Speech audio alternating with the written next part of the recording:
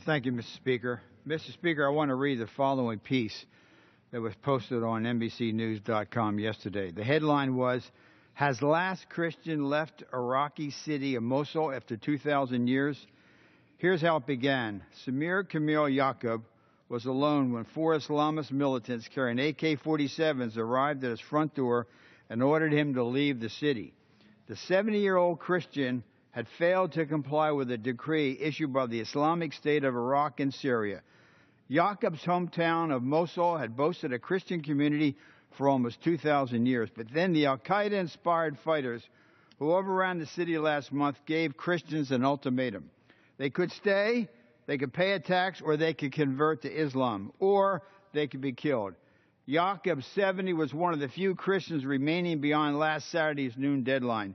He may have been the last to leave alive. A fighter said, "I have orders to kill you," Yaqub said just hours after the Sunni extremists tried to force their way into his home at 11 a.m. on Monday. "All the people in my neighborhood were Muslim. They came to help me," he said. "About 20 people at the door in front of my house. They tried to convince ISIS not to kill me." The rebels spared Yaqub, but threw him out of the city where he spent his entire life. They also took his Iraqi ID card before informing him that elderly women would be given his house. Mr. Speaker, this is but one example of what is unfolding in Iraq before our eyes. The end of Christianity, as we now know it, is taking place in Iraq. This is the fifth time I've come to the floor over the last week to try to raise awareness of what is happening, to talk about the genocide. It is genocide that is taking place. Yes, genocide. The systematic extermination of people of faith by violent extremists seizing power in a region. Churches and monasteries have been seized. Many of them have been burned down. Last week, it was widely reported that ISIS had blown up the tomb of the prophet Jonah. Christians threatened with their lives that they do not leave the region are being robbed as they leave a land that they lived in for over 2,000 years. With the exception of Israel, the Bible contains more references to the cities, regions, and nations of ancient Iraq than any other country. The patriarch Abraham lived in the city of Ur. Isaac's bride, Rebekah, came from northwest Iraq. Jacob spent 20 years in Iraq, and his sons, the 12 tribes of Israel, were born in northwest Iraq. The events of the book of Esther took place in Iraq, as did the account of Daniel in the lion's den.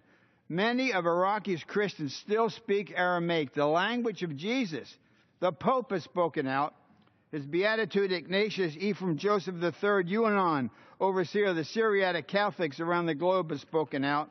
His Grace Bishop Angelus, General Bishop of the Coptic Orthodox Church in the United Kingdom, has spoken out. Archbishop Justin Welby, the Archbishop of Canterbury and leader of the world's 80 million Anglicans, has spoken out. Russell Moore, a key leader in the Southern Baptist Convention, has spoken out.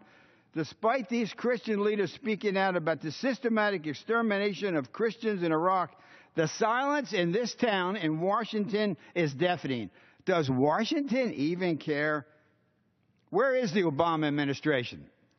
The president has failed. Where is the Congress? The Congress has failed. Time is running out.